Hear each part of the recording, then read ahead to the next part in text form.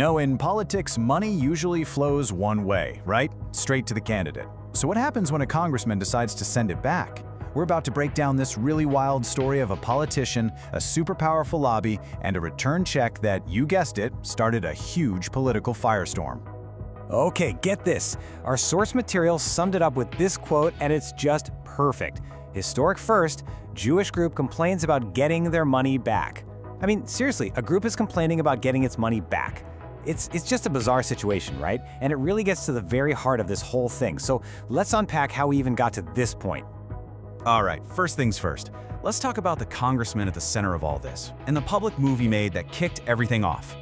So the key player here is Representative Seth Moulton from Massachusetts. What he did was he publicly announced he was returning all campaign donations from AIPAC. That's the American Israel Public Affairs Committee.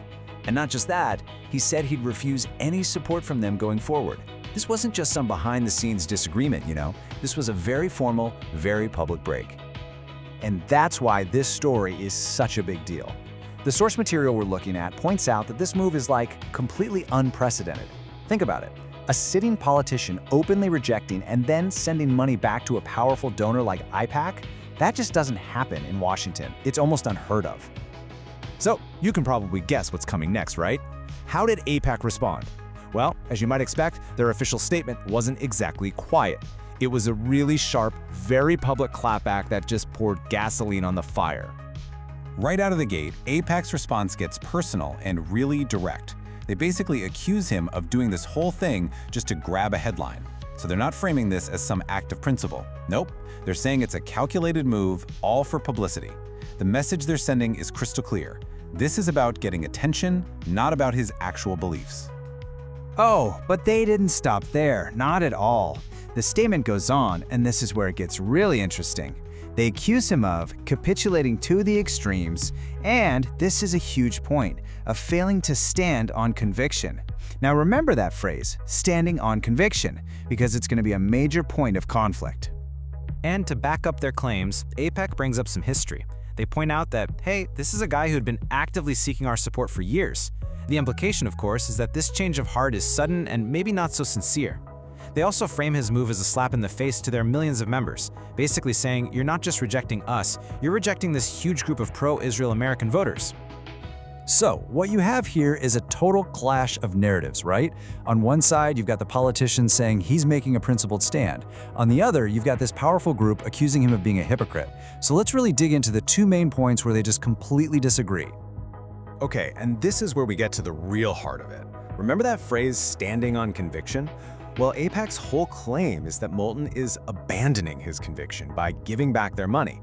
But the source material we're looking at flips that completely on its head. It argues that no, returning the money is the act of conviction. It's a total showdown over what that word even means in this situation. And that brings us to the second major point of conflict. AIPAC accused Moulton of caving to the extremes. So the natural question is, what exactly does that mean? Who are the extremes? Because, as you'll see, both sides have a completely different idea. If you look at AIPAC's statement, their definition seems pretty straightforward. From their point of view, the extremes are basically anyone who's critical of their work and their influence. So, in their eyes, by rejecting them, Moulton is choosing to side with their opposition. Simple as that. But then you look at the source's take, and it's a totally different world. The source argues that the real extreme thing here isn't a politician disagreeing with them. No, the real extreme is the very idea that a group like AIPAC represents, the notion of foreign influence helping to shape American policy. So you've got two sides with two completely different definitions of what radical even looks like. Okay, so after all this back and forth, this really public, really sharp disagreement, what happens next? I mean, a move like this is bound to have political consequences, right? Well, our source makes a pretty specific prediction about what those consequences will be. And the prediction is blunt. It's gonna be political payback. The host of the Source show says they're going to primary him. And if you're not familiar with that term, it means they'll probably fund a challenger from inside his own party to run against him in the next election. The goal is to try and knock him out before he even gets to the general election. So you see, this whole thing isn't really an ending. It's actually framed as the beginning of a whole new battle.